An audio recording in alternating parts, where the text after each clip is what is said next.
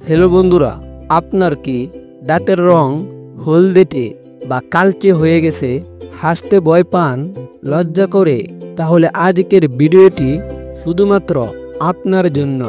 মাত্র 7 দিনে ঘরোয়া উপায়ে দাঁত হবে জকজকে সাদা আর মাড়ি হবে গোলাপি।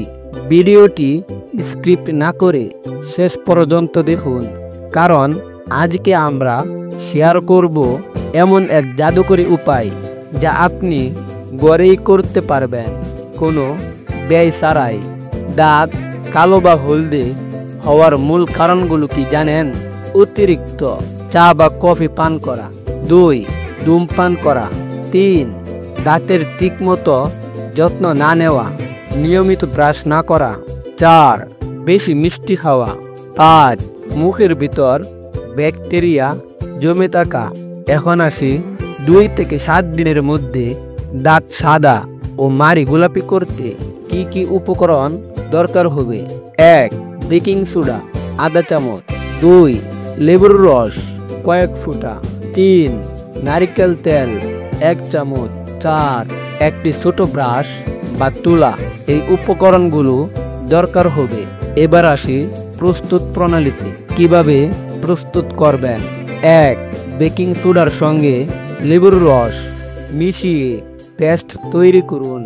2 এবার এতে নারকেল তেল দিন এবং ভালো করে মিশিয়ে নিন। 3 এই মিশ্রণ দিয়ে দাঁত ব্রাশ করুন দিনে একবার 2 থেকে 3 মিনিট সময় নিয়ে। সতর্কতা, সপ্তাহে 3 থেকে 4 বার ব্যবহারের বেশি করবেন না, কারণ বেকিং সোডা অতিরিক্ত ব্যবহার করলে সমস্যা হতে পারে। আপনার জন্য বোনাস টিপস, রাতে ঘুমানোর আগে গরম পানিতে 1 চিমটি লবণ দিয়ে কুলকুচি করুন, মানে কুলি করুন কয়েকবার। এতে দাঁতের ব্যথা ও ব্যাকটেরিয়া দূর হবে।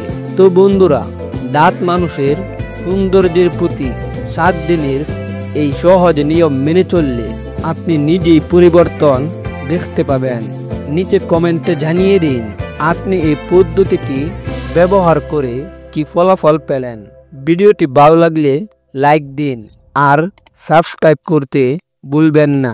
আমরা এমন আরও স্বাস্থ্য টিপস নিয়ে আসছি নিয়মিত, তাই আমাদের সাথেই থাকুন। ধন্যবাদ।